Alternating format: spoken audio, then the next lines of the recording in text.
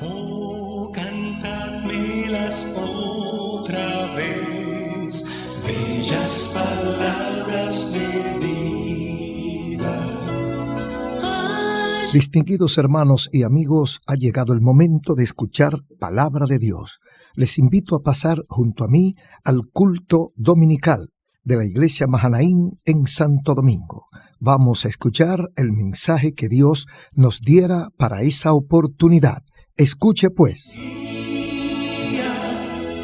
Qué bellas son, bellas palabras de vida. Del capítulo 4 de Amós, la última parte de este versículo, las últimas dos. Prepárate para venir al encuentro de tu Dios, oh Israel. El tema que queremos tratar es ¿cuándo y dónde encontrarse con Dios? ¿Cuándo y dónde encontrarse con Dios? Encontrar es cuando usted halla algo que está buscando o que hay la posibilidad de que lo encuentre, de que lo consiga. El verbo encontrar recae sobre la tercera persona, encontrar a. Pero encontrarse es una acción del mismo verbo, pero hacia sí mismo. O sea, encontrarse, yo me encontré yo mismo. Entonces, nosotros hablamos de varios tipos de encuentros. Y uno se pregunta, ¿habrá un encuentro con Dios? Usted sabe que eso no está en discusión. Habrá un encuentro con Dios. Entonces, lo que queremos hablar es cuándo y dónde. ¿Cuándo, dónde y cómo habrá un encuentro con Dios? Según nuestra naturaleza y según lo que nosotros hemos podido entender, el encuentro con Dios es inevitable. Tarde o temprano, es inevitable. Hay varios tipos de encuentros que nosotros conocemos, de negocio, de amistad, o de familiaridad, o sentimental. Un encuentro de negocio, pues ya usted sabe, una cita en un restaurante a comer y hablar. O en un lugar público, usted va a hablar de asuntos de negocios comerciales. No hay otra motivación. Hay otros encuentros que son sentimentales. Nos referimos a encuentros amorosos. También hay otros encuentros que son de familia o de amigos, que tienen deseo de verse y hace mucho y se programa un encuentro para esa situación. El encuentro puede ser casual, programado o accidental. Casual es cuando yo no espero encontrarlo y me topo con él. Hay otro encuentro que yo lo programo y yo digo, en tal lugar me voy a ver con fulano o con fulana y preparo todo el ambiente para ese encuentro. Hay otro que es accidental, en contra de mi voluntad, sino por un puro accidente el encuentro se produjo. La pregunta es, ¿cómo será tu encuentro con Dios? ¿Casual, programado o accidental? Porque ya dijimos que no se discute que lo habrá. Lo que esperamos es el cuándo. Pero de que lo hay, lo habrá. Entonces, ¿será cómo? ¿Cómo nosotros preferimos encontrarnos con Dios? Fíjese que el encuentro con Dios no está dentro de la capacidad nuestra, generalmente. Pudiera estarlo, porque yo pudiera programar mi encuentro con Dios. Yo pudiera permitir que me encuentre con Dios. Pero ese encuentro con Dios necesariamente no está dentro de nuestra potestad. Porque puede que yo lo provoque o no, pero eso no impide que se dé. Puede que yo diga que no se va a dar y eso tampoco impide que se dé. Entonces, parcialmente está dentro de mi potestad. Porque yo puedo decir, voy para la iglesia porque quiero encontrarme con Dios. Eso está programado. Pero puede ser otra situación que yo esté huyéndole a Dios y me encuentre con Él. Entonces, así es un accidente. Pero el encuentro va porque va. Ahora, ¿cuál es el mejor momento y lugar que usted piensa para un encuentro con Dios? ¿Cuál le gustaría a usted que sea el escenario para usted encontrarse con Dios? Prepararlo con flores, ¿verdad? Con rosas y con piña colada y con una musiquita instrumental, una cosita suave para encontrarme con Dios. ¿O usted piensa que será en un parque? ¿O usted piensa que será en alta mar? ¿O en el aire? ¿O en un hospital? ¿Dónde usted piensa que es el mejor lugar para encontrarse con Dios? Otra pregunta, ¿te has encontrado con Dios? Porque hay algunos de los que nos escuchan que se han encontrado con Dios, pero hay otros que no. Entonces uno debe pensar si yo me he encontrado con Dios. ¿Dónde y cuándo ocurrió esto? ¿Cuándo yo me encontré con Dios? ¿Dónde y cuándo yo me encontré con Dios? Si es que yo me he encontrado con Dios. Y lo último, ¿cuál ha sido el resultado? Porque del encuentro con Dios salen resultados. El encuentro con Dios no es por simple deporte. Un encuentro con Dios tiene resultados relevantes en la vida del individuo. El hombre o la mujer que se encuentra con Dios jamás será igual. Yo voy a comenzar hoy a predicar sobre este tema y terminaré el domingo, si Dios quiere. Y voy a mencionar algunos casos hoy, porque cada caso en la Biblia tiene lecciones que a mí me interesan. Y como a mí me interesan, porque yo parto de mí, como yo soy de carne y hueso y vivo aquí como arroz, habichuela y carne, yo pienso que todo el que vive aquí come lo mismo, le interesan esas cosas que a mí también me interesan. Entonces yo aprendo con esta gente de la Biblia y le saco provecho al encuentro que ellos tuvieron con Dios. El primer caso que quiero mencionar, todos son bien conocidos, es de Saulo de Tarso, según el capítulo 9 del libro de los Hechos de los Apóstoles. ¿Quién era Saulo de Tarso? Una figura conspicua, relevante, destacada de su tiempo. Su celo religioso lo llevó a perseguir a los llamados cristianos o la gente del camino. Eran la gente que seguían a Cristo, eran la gente que predicaban a Cristo. Entonces, Saulo de Tarso, que era un consentido de la sociedad, de la ley y de la religión, se sentía facultado para perseguir a esos herejes. Y se fue y preparó todo su asunto para perseguir a esos herejes. ¿Cuál era la empresa de Pablo? ¿Qué era lo que quería Saulo? Acabar con la ignorancia y el fanatismo religioso, que no son buenos. Ni es buena la ignorancia, ni es bueno el fanatismo. Porque el fanatismo religioso ha llevado a suicidio colectivo y cosas parecidas. Entonces el fanatismo religioso es aberrante y detestable. Saulo va a perseguir la ignorancia religiosa y todo este fanatismo que él decía que tenían esos hermanos. Entonces esa gente estaba en Damasco. Él estaba en Jerusalén y él se prepara con su equipo y va camino de Jerusalén a Damasco. Hay muchos que hacen lo mismo, que creen que van a destruir la fe persiguiendo a los que la predican.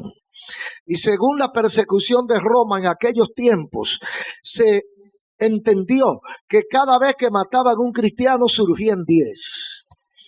O sea, la fe no se mata así con espada y con tiros. La fe se mata, o se pudiera matar, con ideas. Las ideas se combaten con ideas, porque el arma lo que hace es que la multiplica. Eso lo hemos aprendido después de haber derramado mucha sangre la gente. Entonces Saulo va rumbo a Damasco a buscar a esa gente. Por razones distintas, muchos hoy son perseguidores de Jesucristo, pero descubren a Dios. Entonces, ¿cómo se produce el encuentro de Saulo con Dios? Él está embarcado en un proyecto de acabar con una ignorancia y con unos herejes que van a contaminar toda la población. Y él asume la responsabilidad de quitarse ese problema de encima o de quitarle ese problema de encima a la sociedad. Y va a Damasco porque allí había un foco creciendo de esos herejes.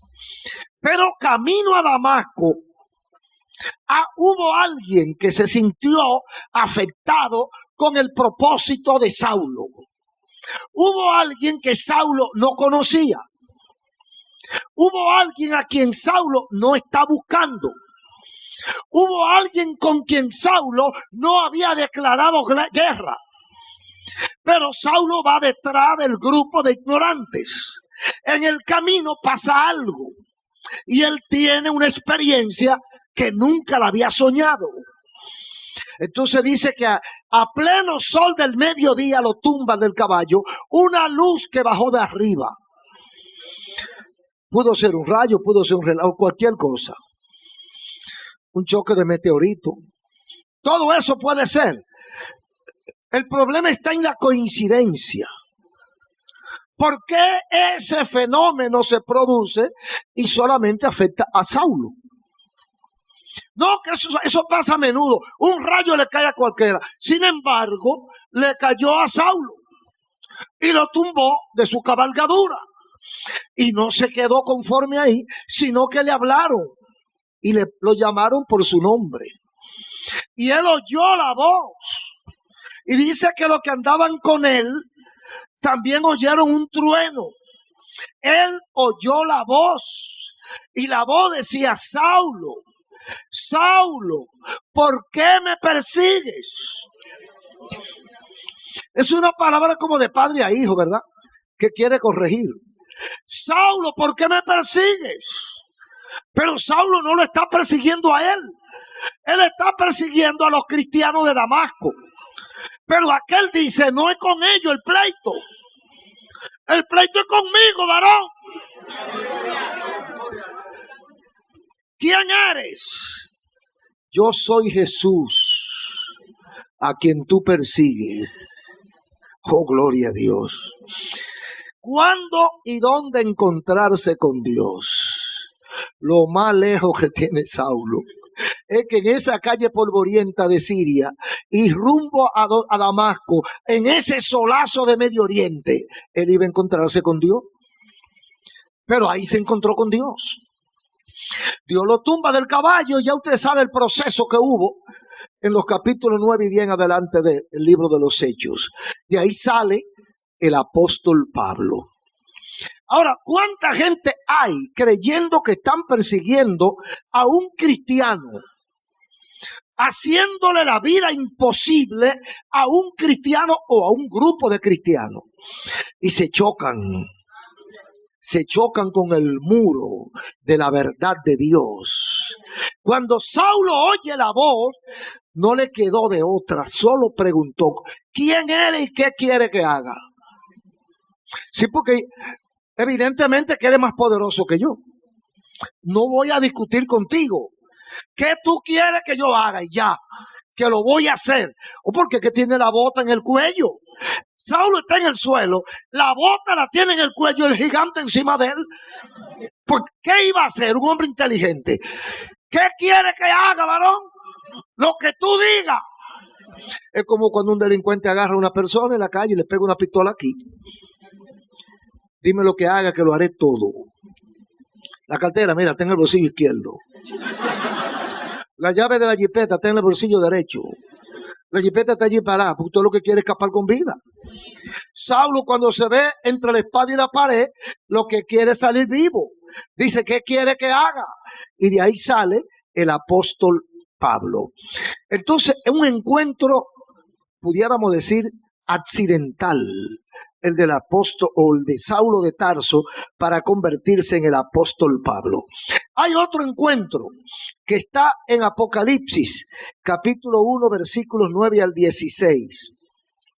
Ahí tenemos el encuentro de un discípulo de Cristo, uno que anduvo con Jesús muy de cerca, conocedor de la historia y de la iglesia, de las 7 iglesias de Apocalipsis, y que anduvo con Jesús, sobreviviente de persecuciones, el apóstol Juan, el último de los discípulos que murió.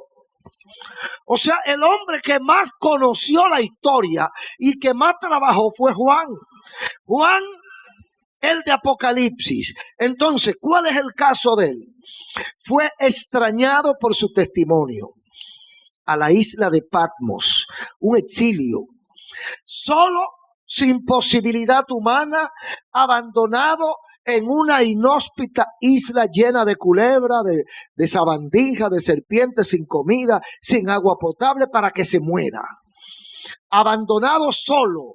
Entonces allí en ese lugar de dolor y de quebranto, de problemas, de abandono, de soledad, él escuchó la voz de Dios. Él escuchó un estruendo. Dice Apocalipsis capítulo 1. Dice que él escuchó un estruendo detrás de él. Y cuando él oye como que era la voz de muchas aguas que venían, él voltea la cabeza a ver y ve la figura de Jesús. Y dice, yo soy Jesús. Y cuando él ve la figura de Jesús, él se desmayó, cayó. Yo soy el alfa y la omega, el principio y el fin, el que estuve muerto y estoy vivo. Y ya usted sabe que Juan conocía a Jesús de ahí. Juan había caminado con Jesús. Pero en este momento Juan no está esperando a Jesús. Juan está preso en esa isla. A pesar de que había andado con Jesús tanto, él no está esperando a Jesús porque él sabe que Jesús se fue. Entonces, cuando él ve la situación en que está envuelto y él sabe que por ahí el único que está es él, y él oye esa voz y él tiene esa visión.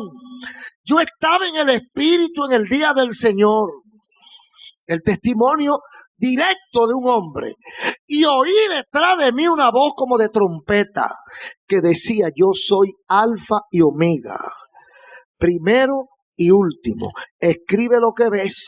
Y dice, me volví a ver la voz que hablaba conmigo y vi 7 candeleros de oro en medio de los 7 candeleros, uno semejante al Hijo del Hombre, vestido de ropa que llegaba hasta los pies, ceñido por el pecho con cinto de oro, su cabeza, su cabello eran blancos como blanca lana, como nieve, sus ojos como llama de fuego, sus pies semejante al bronce bruñido, refulgente como un horno, su voz como estruendo de muchas aguas, tenía en su diestra 7 estrellas, de su boca salía una espada aguda de 2 filos, su rostro era como el sol cuando resplandece en su fuerza. Cuando lo vi caí como muerto, cualquiera. Oh, pero usted se imagina, si le recuerdan a Jesús, lo que iba a recordar era el hombre que andaba con ellos por allá, por Judea, por Samaria, por Galilea, predicando. Pero cuando ve esta figura imponente, desafiante, este gigante cubierto de toda la gloria, él se desmayó, cayó al piso y él puso su diestra sobre mí y me dijo, no temas, yo soy el primero y el último, el que vivo y estuve muerto, mas he aquí que vivo por los siglos de los siglos. Amén. Y tengo las llaves de la muerte y del Hades. ¿Qué le parece? Ese fue el encuentro de Juan con Jesús. Juan conocía a Jesús, al Jesús que anduvo aquí en la tierra, al Jesús que murió en la cruz. Él lo conocía, pero al Jesús glorificado, él no lo conocía. Él lo conoció y cuando él se dio cuenta que era Jesús, él cayó, no resistió y cayó. ¿Cuándo tiene ese encuentro Juan con Dios? Yo pienso que estaba Juan en el peor momento de su fe. Porque calcule usted un hombre que anduvo con Jesús, que fue fiel, que predicó en todas las iglesias, que era el mentor de las 7 iglesias de Asia Menor, que era el hombre que quedaba como referente de la realidad del Cristo que anduvo con nosotros. Ahora este hombre está abandonado y solo. Nadie lo visita, no había celulares para llamarlo, estaba desconectado del mundo, de su familia y con el imperio en contra. Para mí era el peor momento de la fe y de la vida cristiana y espiritual de este hombre, a pesar de su experiencia. Óigame, hay veces que la experiencia como que no funcionan. Hay momentos difíciles, a veces cuando estamos derrumbados y no se vislumbra una mano de ayuda, entonces es cuando escuchamos la voz de Dios que dice: estoy contigo, estoy aquí. O sea, para Juan él está solo. Para Juan él es un preso de guerra. Para Juan él no tiene amigo. Para Juan él está abandonado y cuidado con ayudarlo, porque es un preso político. Nadie podía preguntar por Juan. Tenía que decir: él murió. Porque cualquier amigo de él podía correr mínimamente la misma suerte. Entonces Juan estaba para morir en esa isla. Sabía que nadie lo iba a buscar. No tenía familia que pudiera ni que se atreviera a cruzar el mar, el océano, para llegar a Patmos. Entonces cuando él siente que alguien está con él, eso es importante. Y cuando él descubre que quien está con él es su maestro: estoy aquí, yo mismo soy, estoy contigo, estuve muerto, pero he aquí que vivo por los siglos de los siglos. Cualquiera se le levanta la fe. Cualquiera recibe lo que se le había perdido. Entonces Juan se desmaya, porque es que a veces no estamos capacitados para resistir la presencia de Dios. A veces nos desmayamos, pero no es porque estamos enfermos, es la gloria de Dios. Que esta carne como que no lo resiste. Esta carne se desploma ante la presencia de Dios. Entonces, ¿cuándo se encuentra Juan con Dios? En el momento en que él podía dudar de Dios. Si usted lleva eso a su vida particular, se dará cuenta que dentro del programa de la gran misericordia de Dios parece un capítulo para que cuando estemos en el momento más crucial, Dios aparecerse a nosotros. Y yo sé que aquí hay gente que me está escuchando que ha tenido experiencias parecidas, que cuando cree que ya todo se acabó, cuando cree que no hay nada más que hacer, cuando cree que no queda otra alternativa, entonces Dios aparece. ¿Por qué Dios no ayudó a Juan antes de llegar a Patmos? Todavía Juan podía resistir. ¿Por qué Dios no impidió que a él lo cogieran preso? Porque él tenía que dar testimonio de su fe. Y hoy nosotros no estuviéramos hablando de él si no pasa eso. Esa fe no solamente fue para aquel tiempo, sino que ha llegado hasta nosotros. Entonces, este hombre encuentra a Dios en el peor momento de su vida y de su fe. ¿Cuándo y dónde se ha encontrado usted con Dios? Todos los que han tenido esta experiencia de encontrarse con Dios, tal vez pueden decir algo parecido. Cuando ya yo creía que me iba a morir, Dios apareció a través de un ángel humano, porque hay ángeles humanos, ¿ustedes lo conocen? Hay gente que viene enviado por Dios a resolverle un problema a usted cuando ya usted está la última gota de oxígeno le queda y aparece una persona que lo manda el mismo Señor a darle la mano cuando más usted lo necesita. Entonces tenemos la oportunidad de ver la gloria de Dios cuando menos la estamos esperando, pero sí cuando más la necesitamos. Aquí tenemos un tercer caso. Jonás, hombre al servicio de Jehová, profetizó buenas noticias para Israel. Luego llevó advertencia a una ciudad pagana llamada Nínive y le llevó el mensaje de Dios. ¿Cuál es el caso de Jonás? Jonás, inconforme con la decisión divina de darle oportunidad a los impíos, se rebeló contra Dios y trató de escapar de la voluntad de Dios. Oiga, qué expediente. Inconforme con la decisión de Dios de tener misericordia a favor de un grupo de impíos, decide rebelarse contra Dios. ¿Qué conclusión más negativa, más nefasta? Jonás sabe que Dios es misericordioso y Dios le dice: vete a Nínive porque la voy a destruir por mala, por su pecado, por su maldad. Entonces Jonás, que conoce a Dios un poco, dice: yo conozco a Jehová, que tiene misericordia hasta del peor de los hombres, y después el que queda de feo soy yo. Entonces está defendiendo su prestigio como profeta, su fama, su crédito. Sí, porque el pleito que yo no voy a ganar, no lo he hecho, ¿verdad? Dicen los abogados. Y los ingenieros se preparan bien para hacer su construcción, para no fallar, porque nadie quiere fracasar en su profesión. Entonces esto era un fracaso para Jonás si no se cumplía la profecía. Entonces Jonás dice: bueno, yo conozco a Jehová, yo voy y predico y esa gente se va a convertir y Dios no va a mandar juicio. Entonces el que va a quedar de feo soy yo. Entonces él vale más que Nínive. Hay que tener cuidado con eso, porque a veces nosotros pensamos más en nuestro prestigio que en Dios y que en la gente, y que en el bienestar del pueblo, y que en la salvación de las almas. ¿Qué importa mi prestigio? ¿Qué importa tu prestigio? Lo que se quiere es la voluntad de Dios. Entonces Jonás se rebela contra Dios y se va a desafiar a Dios y a huir de su presencia. Y entonces intenta, como un neófito cualquiera, intenta escapársele a Dios. Cuando creyó haber logrado el objetivo, cayó en el vientre de un gran pez y se produce el encuentro con Dios. Oiga, qué accidental ese encuentro. Qué complicado, ¿eh? La gente sí se complica la vida. Porque ¿por qué él no obedeció a la voluntad de Dios? Y se evitaba toda esa corredera. Él se fue a correr, cayó en un barco, se fue para el otro lado, diferente a donde Dios quería.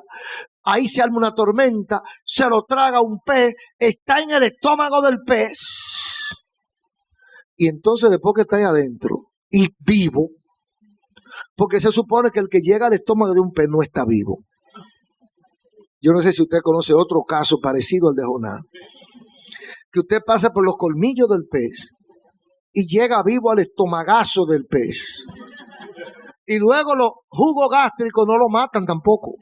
Y el hombre está ahí como en una placenta, envuelto en una membrana, en una cosa ahí, cubierto de los ácidos. Y está vivito y coleando. Entonces ahí, y hay mucha gente que espera llegar al vientre del pez para entonces acordarse que hay un Dios poderoso. Jonás conocía a Dios, pero por encimita, a pesar de que Dios lo usaba. Mira, hermano y amigo, hasta cierto punto, el que Dios te use no garantiza absolutamente tu salvación. Tú puedes ser un instrumento de Dios y tú puedes negar a Dios e irte al infierno. Jonás era profeta de Dios y desafió a Dios. Entonces cayó en esta situación y ahí es cuando él conoce a Dios. Ahí es donde se desarrolla el verdadero encuentro del profeta con Dios. Oiga como dice en el capítulo 2 del libro de Jonás. Entonces oró Jonás a Jehová su Dios desde el vientre del pez. Yo no sé si usted piensa lo mismo que yo, pero yo creo que no había orado. Hay muchachas que se casan porque ven el príncipe que mandó, no se sabe quién, pero ellas creen que fue Dios. Y como ven todo por el libro, no oran. Y machete gilet. Una boda rimbombante y se casó y ya. Y gloria a Dios. Y cuando se ve que está en el estómago de la ballena, entonces ora. Pastor, ore por mí. Hay problema en mi hogar. Ajá. Ahora tú, mira, eso es lo que dice aquí. Entonces Jonás oró a Jehová. El pobre Jonás se le había olvidado orar. ¿Cuántas veces se nos olvida orar, hermano? ¿Cuántas veces se nos escapa, quizá el mismo diablo, se nos escapa de la mente que toda decisión debe ser consultada? Toda decisión, por mínima que sea, puede ser compleja. Usted la ve sencilla, pero se puede complicar. Ore antes de todo lo que usted va a hacer, para que le vaya bien. Entonces Jonás ahora está orando desde el vientre. Tremendo lugar para orar. Tremendo altar. ¿Cuándo y dónde te encontraste con Dios? Jonás se encuentra con Dios en el estómago de una ballena, o de un gran pez, o de un dinosaurio, yo no sé, una cosa de esa. Entonces, en el estómago de un gran mamífero se encuentra este profeta y dice, porque ahora está orando. Invoqué en mi angustia a Jehová y él me oyó. Desde el seno del Seol o sepulcro clamé y mi voz oíste. Me echaste a lo profundo, en medio de los mares, me rodeó la corriente. Todas tus ondas y tus olas pasaron sobre mí. Entonces dije, desechado soy de delante de tus ojos, mas aún veré tu santo templo. Las aguas me rodearon hasta el alma, rodeóme el abismo. El alga se enredó a mi cabeza. Descendí a los cimientos de los montes. La tierra echó sus cerrojos sobre mí para siempre. Mas tú sacaste mi vida de la sepultura, oh Jehová, Dios mío. Cuando mi alma desfallecía en mí, me acordé de Jehová, y mi oración llegó hasta ti en tu santo templo. Los que siguen vanidades ilusorias, su misericordia abandonan. Mas yo con voz de alabanza te ofreceré sacrificios. Pagaré lo que prometí. La salvación es de Jehová.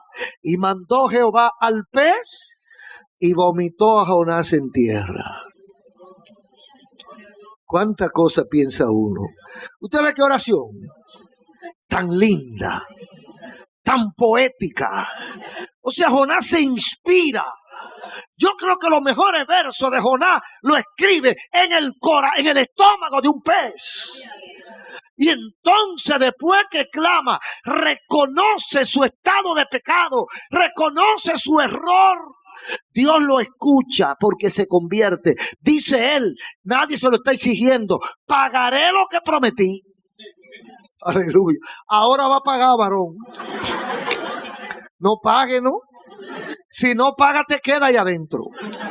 Pero como va a pagar lo que prometí, entonces dice, la salvación es Jehová. O sea, yo dependo de Jehová. Si Jehová no me saca de aquí, me llevó el diablo. Entonces yo dependo de Jehová. Y después que hace esta bellísima oración del capítulo 2 de Jonás, entonces en el versículo 10 dice, y mandó Jehová al pez. Oiga, esto no es cuestión de casualidad y que el pez le dio vómito. No. Ese pez estaba acostumbrado a comer cosas más grandes que Jonás. Un caballo se lo tragaba y desbaratado en cuestión de minutos. Pero Jonás está entero. Yo me imagino el cálculo que hacía aquel gran pez. Oye, pero qué bocado que me ha salido caro. ¿Y qué fue lo que yo comí? Porque nunca me había caído tan mal una cosa. Y camina y eso ahí. Yo no sé cuánto a ustedes le ha caído algo mal un día que comieron algo y le cayó mal. Usted se acuesta y no se puede dormir. Usted se siente incómodo y como un dolorcito que le cruza por aquí y otro que le baja o algo como que quiere vomitar. Y usted está incómodo. Así estaba el pez. Oye, pero ¿y qué será lo que yo comí? Entonces coge para la orilla. Pero dice la Biblia que fue Jehová que lo mandó. Cuando el pez va y vomita, se sana. Se sanó la ballena. Y se sanó Jonás también. Respiró Jonás, dice, por fin libre. Óigame, pero mire, esto es una historia rete que conocida.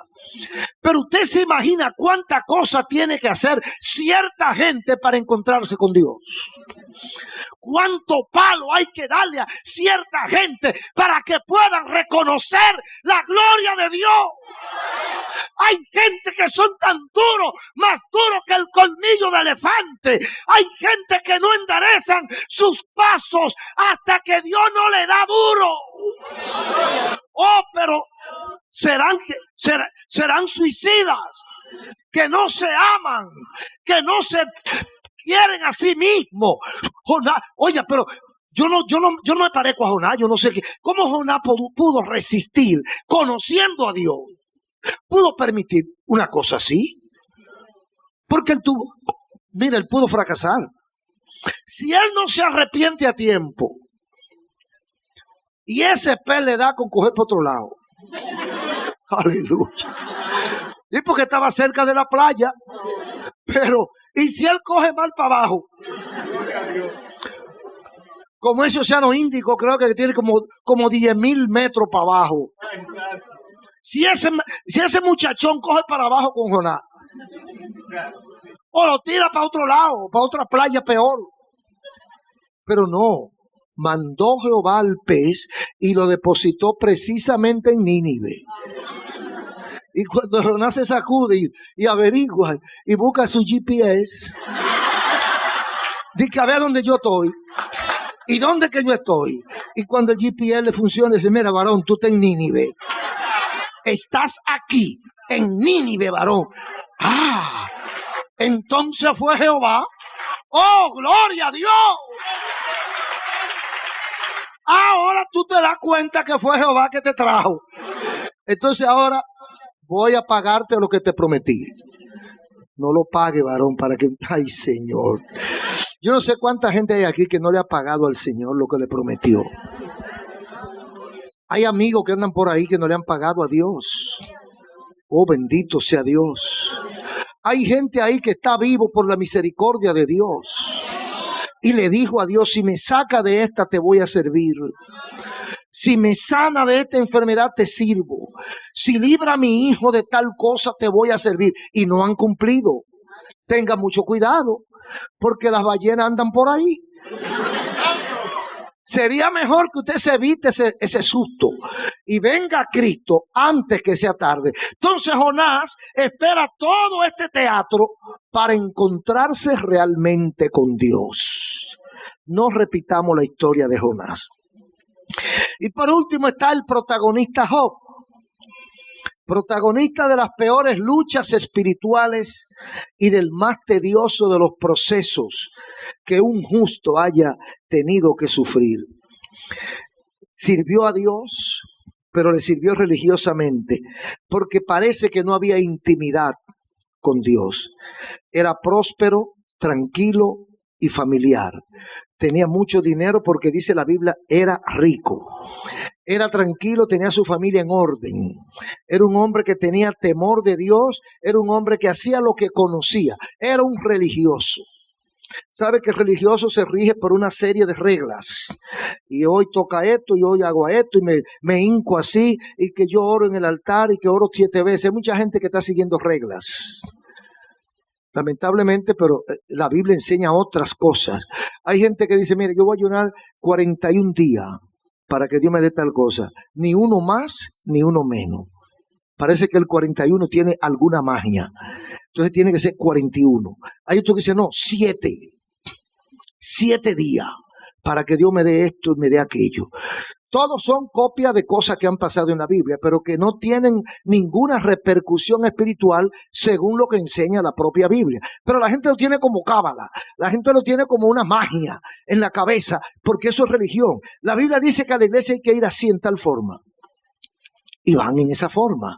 Un vestido blanco, un vestido lila, un vestido amarillo. Entonces van en la forma que entienden que hay que ir para poder agradar a Dios. Y Job lo hacía. Todo lo que él, no es que esté malo eso. Lo que estoy diciendo es que de ahí no depende la salvación. Pero no es que esté malo que usted se someta a todas esas reglas. Porque lo más que le falta al mundo es orden. Y lo que menos quiere el mundo es regla. Pues si usted se puede someter a la disciplina, gloria a Dios. Pero si usted le dice, mira, no puede venir pelú a la iglesia, porque a Dios no le agrada. Entonces ya usted depende de su salvación, de que usted tenga mucho moño o poco moño en su cabeza. Eso no es lo que dice la Biblia, eso es religión. Entonces Job estaba atento a la religión, porque muchas veces la religión nos oculta a Dios. Muchas veces nos entretenemos tanto en los requisitos religiosos que nos olvidamos de los mandatos divinos. Entonces Job estaba perdido en su propia casa y ahí él servía a Dios según él, era temeroso de Dios y desde ese punto de vista era justo, porque él hacía todo lo que estaba correcto y él no fallaba en eso. Entonces ese era Job, sirvió a Dios religiosamente. ¿Y cómo se produce su encuentro con Dios? Cuando pierde 3 de los 4 pilares de la vida. Mire, cualquiera no pasa de la prueba que pasó Job, porque nosotros dependemos de muchas sogas que nos sostienen, y cuando se nos van cortando esas sogas, nos desplomamos. Hay 4 pilares de la vida, que son los bienes materiales, la familia, la salud y la vida misma. De esos 4 pilares, Job perdió 3. Solamente perdió 3. Primero pierde los bienes materiales y queda en la miseria. En cuestión de tiempo, de poco tiempo, perdió los ganados, perdió los caballos, perdió camellos, perdió tierra, le llevaron la agricultura, le rompieron, le quemaron la casa. Todo lo que tenía lo perdió en cuestión de poco tiempo, de muy poco tiempo. Se quedó en la miseria. Un hombre acostumbrado a la buena vida, un hombre sin miseria, un hombre rico en su tiempo, el más rico de su tiempo, consigna la Biblia. Entonces lo perdió todo. Hay gente que no aguanta eso. Hay gente que no soporta eso. Cuando baja la bolsa de valores, cuando se desploma Wall Street, hay suicidios. Hubo un año pasado ahí que le llamaron el año negro, qué sé yo qué, que hubo más de 60 suicidios. Porque hay gente que no soporta perder lo que tiene. Porque lo que ellos tienen es más que su propia vida. El carro, la casa, la finca, eso es más que yo. Entonces si lo perdí yo no valgo nada. Y se mueren, se pegan un tiro. Job lo perdió todo, no una parte. No fue que se devaluó la moneda. No es que la casa que compré en 20 millones bajó a 15. No, lo perdió todo y se quedó sin nada. Lo primero que pierde, bienes materiales. Segundo, perdió la familia. Todos los hijos mueren en accidentes diversos. Y luego la esposa que queda, que no murió en esos ataques que hicieron los enemigos, según la historia de Job, la esposa la pierde. Estaba viva, pero no para él. Porque ella le dijo, bendice a tu Dios y muérete. O sea, no quiero saber de ti. En este caso, bendice y maldice viene siendo lo mismo. O sea, despídete de tu Dios. Si tú quieres lo maldices, si quieres lo bendice, lo que te dé la gana. Pero despídete de la vida y de mí. No quiero saber de ti. Yo me casé con un hombre, no con una piltrafa. Entonces yo no te voy a ver más. Mírame bien para que te recuerde. Aleluya. Mírame la figura para que sepa lo que perdiste, varón. Pero despídete de mí para siempre. Óigame, uno lo dice a chiste, pero eso es grande. La persona que más cerca estuvo de usted, la persona más íntima y confiable de una persona es su pareja. Y cuando esa pareja en quien usted ha creído 30, 40 años, le dice, lárgate de mi vida, no quiero saber de ti, despídete para siempre. Eso duele, eso es más que perder los bienes materiales. El apoyo moral, la riqueza familiar se perdió. Se pierden los hijos y se pierde la esposa. Lo perdió Job. Pero no se queda ahí. Encima de eso pierde la salud. Una enfermedad dolorosa, humillante, fea, sucia, asquerosa, hedionda, molestosa, insoportable, lo agarra desde la cabeza hasta los pies y se rascaba con tiestos, envuelto en ceniza, a ver, buscando forma de calmar su dolor y sus problemas de la piel y del cuerpo. Entonces ahí está tirado Job, en la soledad, en la pobreza, en la enfermedad, al borde de la muerte, sin familia, sin dinero, sin tener a quien llamar, nadie lo ayuda. Conoce a Dios Job. Entonces él ahí exclama, de oídas te había conocido, ahora mis ojos te ven. Eso es fuerte. O sea, todo esto tuvo que pasar para que Job conociera a Dios. Y vuelvo y pregunto, ¿cuántas cosas tienen que pasar para que tú conozcas a Dios? Oh, bendito el nombre de Jesús. Hay gente, me llega a mi mente un ministro con más de 20 años ejerciendo el pastorado y predicando y consolando gente. Y tuvo que enfermarse su esposa con un cáncer terminal, estar al borde de la muerte, verse solo, afligido, impotente, incapaz, dando grito a la orilla de la cama de su esposa para él conocer a Dios. Hay gente que en la bonanza no conocen a Dios.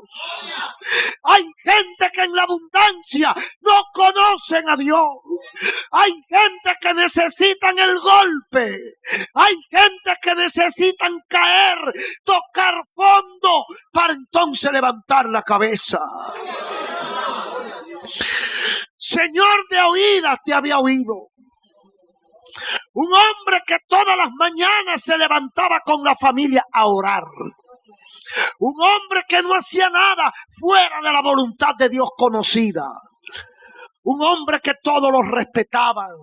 Un hombre a quien todos amaban. A todos lo escuchaban. El consejero por excelencia.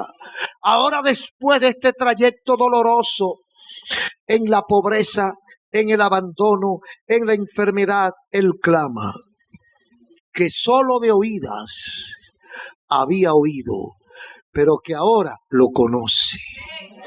¿Dónde conoce Job a Dios?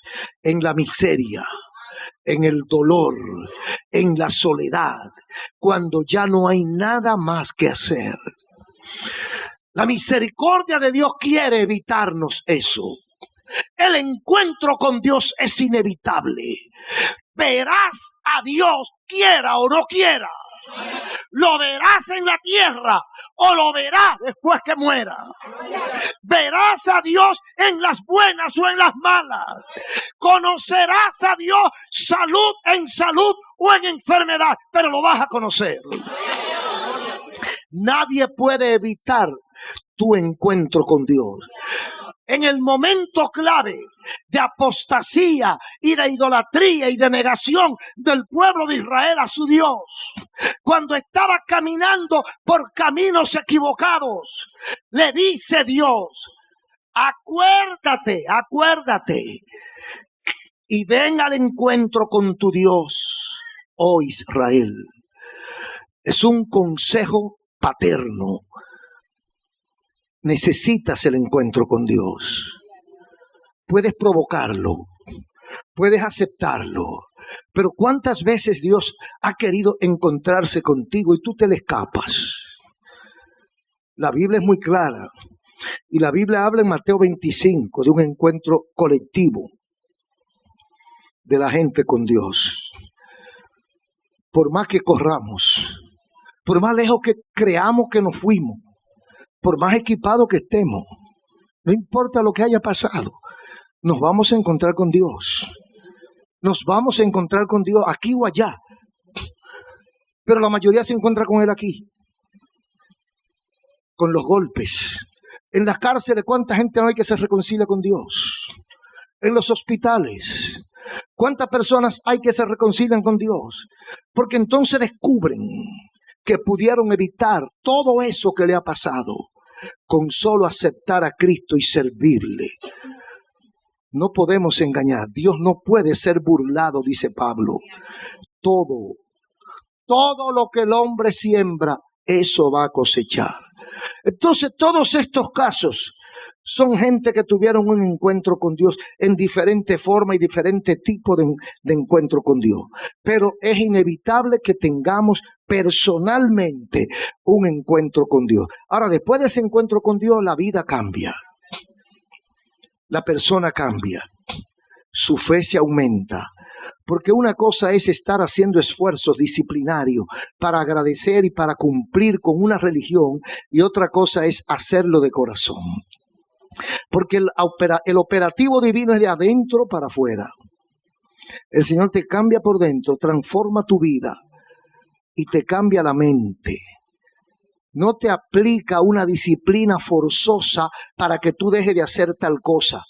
Óigame, la gente interpreta a Dios al revés. Por ejemplo, los vicios.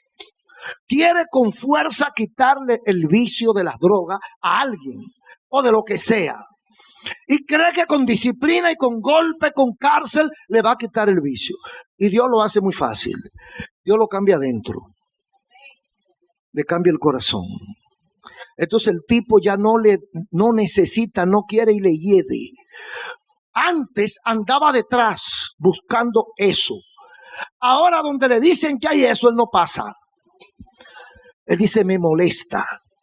Lo digo porque conocí a alguien muy de cerca que era un borrachón. Vivía más tiempo borracho que sobrio. Cuando ese hombre se convierte, le molesta hasta el olor de la cerveza, hasta del Mavisa Ivano. No quería nada que le oliera eso, porque dice se le descomponía el estómago. Porque antes tú no te llenaba el estómago de eso, pero ahora le molesta. Igual que los fumadores, cuando se convierten le molesta el cigarrillo, le molesta el humo, pero antes se divertían en un humazo, en una cortina de humo. Y ahora le molesta, porque es que te cambian de adentro. Y lo que antes te gustaba, ahora lo rechaza. Y antes tú decías, ¿y qué hace ese grupo de gente? De que alabando a Dios, al Dios que no se ve dentro de cuatro paredes. Yo no voy por ahí. Ahora no quiere salir de aquí. Oh, gloria a Dios. Porque estamos hablando de una realidad. Cristo cambia, Cristo transforma, Cristo no es un concepto, Cristo no es una estatua, Cristo no es una disciplina, Cristo es real. Nosotros somos los testigos vivos de que el Señor cambia las vidas. Nosotros no somos evangélicos porque somos fuertes, ni porque somos más que nadie. Es porque tuvimos la misericordia de Dios, nos alcanzó y nos cambió. Y ahora vemos que un paquete de cosas que hacen los hombres del mundo van en contra de ellos mismos, en todos los sentidos, física, espiritual y económicamente. Van en contra de ellos, pero no se dan cuenta porque tienen una venda. Y dicen que están gozando. Se están matando a plazo y dicen que están gozando. Cuando uno se convierte y cruza al otro lado, entonces descubre, ¿y qué era lo que yo hacía? ¿Y cómo no me daba cuenta que estaba acabando con mi vida? pero eso lo conoce uno después. ¿Cuándo y dónde encontrarse con Dios? Yo no sé si ya usted ha elegido dónde le gustaría encontrarse con Dios. Yo he visto gente que se ha encontrado con Dios en la funeraria. Aleluya. Oh, bendito sea Dios. He orado por gente en funeraria que se ha encontrado con Dios. Bueno, tarde, pero peor es nunca. Hay personas que se han encontrado con Dios en el hospital. Después de una camisa de palo que le den, entonces van al hospital y allí, ay, ore por mí, que fue por desobediente. Hay personas que se han encontrado con Dios en la cárcel, en una enfermedad. ¿Cuánta forma de encontrarse con Dios? Hay otros que se encuentran con Dios en la iglesia y evitan una serie de traumas que produce el mundo y el pecado. Nuestro consejo es ese: encuéntrate con Dios donde sea, pero hazlo ya. O sea, prepárate para venir a tu encuentro con Dios. No te está diciendo que si tú quieres encontrarte con Dios, te está diciendo que te prepares porque viene. La Biblia no da la opción, es que viene. Hay gente que esperan quedar inconsciente. ¿Cuánto conozco? Usted conoce muchos. Para encontrarte con tu Dios. Un aplauso a Cristo.